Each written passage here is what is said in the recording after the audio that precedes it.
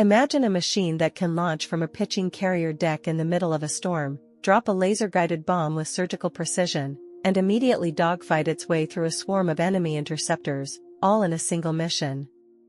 It isn't the fastest jet, nor is it the stealthiest, but it is the most reliable, lethal, and versatile weapon ever to wear a naval uniform. This is the F/A-18 Hornet and its massive evolution, the Super Hornet. From the legendary Top Gun school to the high-stakes strikes in the Persian Gulf, the Hornet redefined what it means to be a multi-role fighter. Today, we're going inside the cockpit of the Navy's premier Predator to see why this twin-engine titan became the backbone of global power projection, and why, in the world of naval aviation, there is simply no substitute for the sting of the Hornet. The origin of the F/A-18 Hornet is a story of a loser that won the ultimate prize. In the mid-1970s, the U.S. Air Force held a competition for a new light fighter. Northrop's YF-17 Cobra lost that battle to the F-16 Fighting Falcon. Usually, that's the end of the road for an aircraft. But the U.S. Navy was watching, and they needed something the F-16 couldn't offer: 2 engines for safety over the vast, cold oceans and a heavy-duty landing gear that could survive the controlled crash of a carrier landing. The Navy took the rejected Cobra, teamed up with McDonnell Douglas, and transformed it into the F/A-18 Hornet, the first jet in history to carry both the F-4 fighter and the F-4 attack. Engineering the Hornet for the carrier deck was a masterpiece of ruggedization. Unlike land-based jets, every Hornet is built to withstand the violent forces of a catapult launch and the brutal shock of an arresting wire. The airframe is reinforced with high-strength alloys, and the landing gear is built like a heavy-duty hydraulic shock absorber. This over-engineered approach created a plane that was virtually indestructible compared to its land-based cousins. This durability is the first reason the Hornet survived while other projects were scrapped. It was a machine built to take a beating and keep fighting. The real secret sauce of the original Hornet was its digital flight control system. It was one of the first jets to use fly-by-wire technology to manage its inherent instability, making it incredibly agile at high angles of attack. This means a Hornet pilot can point the nose of the plane at an enemy during a dogfight while the jet is nearly standing still in the air. It's a maneuverability that defies traditional aerodynamics and allows the Hornet to snap into a firing position before the enemy even realizes the fight has started. Inside the cockpit, the F/A-18 revolutionized the man-machine interface. In older jets like the F-4 Phantom, the pilot was overwhelmed by hundreds of switches and dials. The Hornet introduced the glass cockpit, featuring 3 multifunction displays that allow the pilot to switch from air-to-air mode to air-to-ground with the flick of a single switch.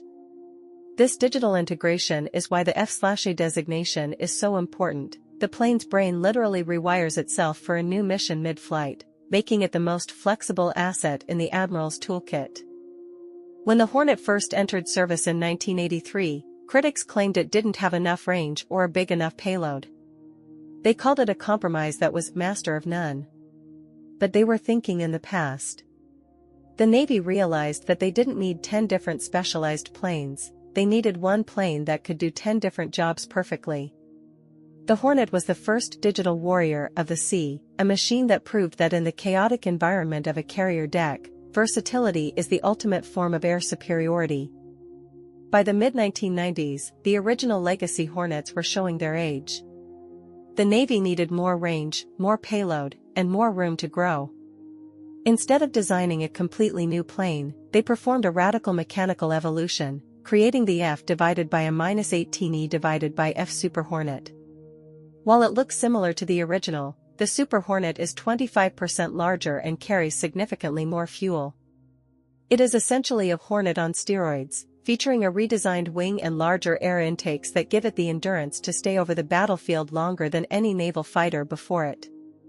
The Rhino, as pilots call the Super Hornet, introduced a massive leap in stealth technology for a non-stealth jet. Engineers redesigned the engine inlets into a canted square shape to hide the spinning turbine blades from enemy radar. They also added radar-absorbent materials and sawtooth edges to many of the plane's panels. While it isn't invisible like an F-35, the Super Hornet has a much smaller radar cross-section than its predecessor, allowing it to get closer to the enemy before being detected. a semi-stealth advantage that has saved lives in modern contested airspace. The firepower of the Super Hornet is staggering. With 11 hardpoints, it can carry nearly 18,000 pounds of ordnance. This includes everything from the AIM-120 AMRAAM for long-range air combat to the massive Harpoon missiles for hunting enemy warships. But its most famous weapon is its ability to act as a buddy tanker. The Super Hornet can carry large external fuel tanks and a refueling pod to give gas to other jets in the strike group. This turns the fighter into a flying gas station, extending the reach of the entire aircraft carrier's air wing. Accuracy is managed by the APG-79 active electronically scanned array radar. This is a digital beast that can track multiple air and ground targets simultaneously with near-instantaneous speed. The radar works in perfect harmony with the joint helmet-mounted cueing system, allowing the pilot to simply look at a target, even one that is 90 degrees to the side, and lock a missile onto it. The high off-boresight capability means that if a Hornet pilot can see you, they can kill you, regardless of where the plane's nose is pointing. The ultimate evolution of the Hornet is the EA-18G Growler. This version replaces the 30mm gun with a suite of high-powered jamming pods. The Growler is the world's premier electronic warfare jet, capable of blinding enemy radars and frying their communication networks from miles away. Every time a strike package of F-35s or Super Hornets goes into a dangerous area, they want a Growler by their side. It is the invisible shield of the Navy, proving that the Hornet airframe is so versatile it can even dominate the electromagnetic spectrum.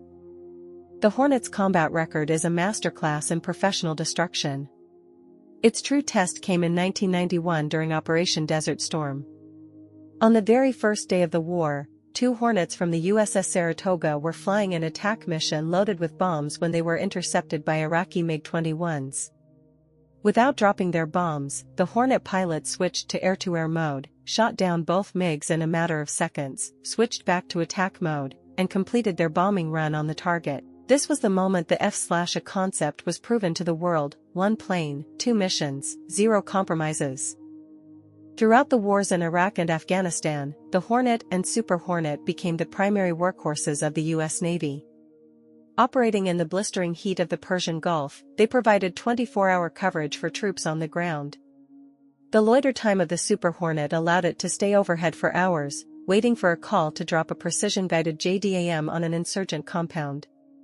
The reliability of the twin-engine design was a lifesaver. Even if one engine took a hit or suffered a bird strike, the pilot could still limp back to the carrier and land safely on the deck. The cultural legacy of the Hornet is inseparable from the Top Gun mythos. While the original movie featured the F-14 Tomcat, the real-world Top Gun school eventually transitioned to the F/A-18.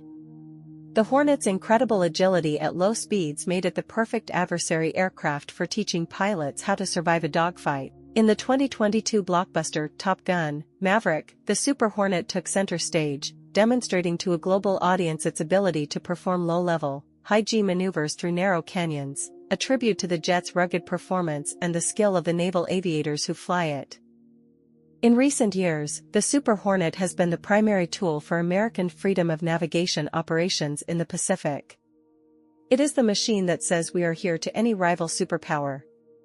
The jet's ability to integrate with the Navy's Aegis cruisers and Hawkeye early warning planes creates a wall of steel across the ocean. Whether it's intercepting Russian bombers or patrolling the South China Sea, the Hornet remains the most visible and active symbol of American naval power, proving that the carrier air wing is still the most flexible tool of diplomacy. The conflict in Ukraine has also put the Hornet in the headlines, with several nations considering the F/A-18 as a viable option for the Ukrainian Air Force.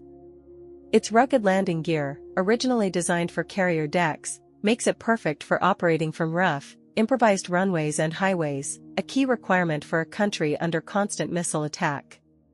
The Hornet's nest may soon find a new home in Eastern Europe, proving once again that this 40-year-old design is still a generation ahead of its rivals when it comes to raw, practical utility.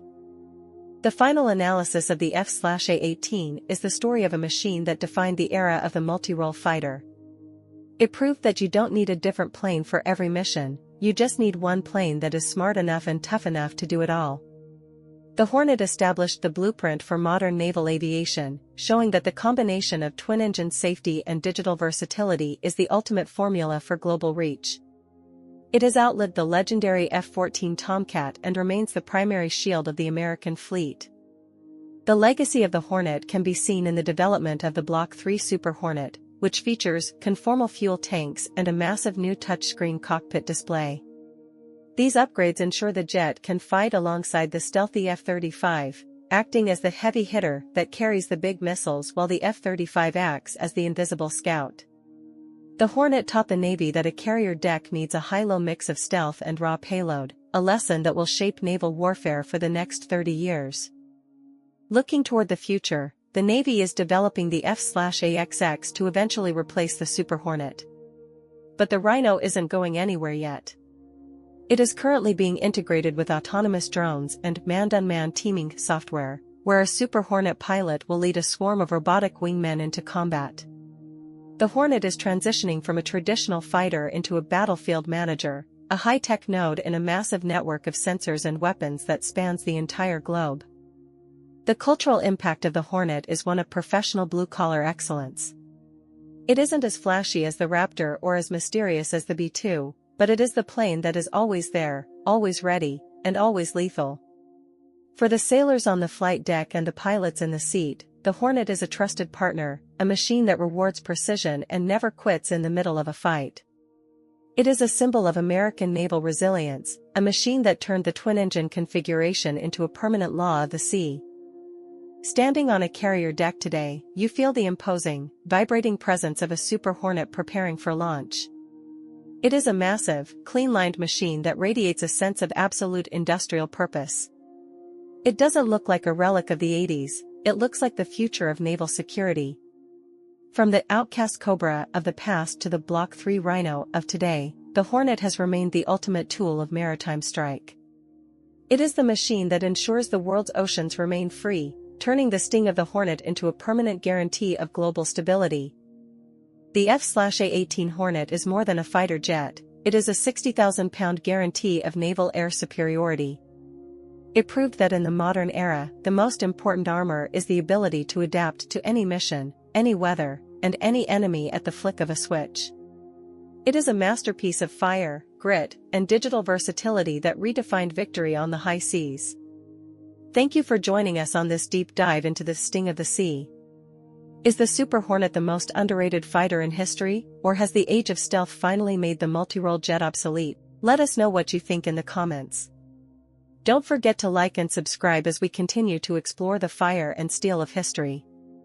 Peace out.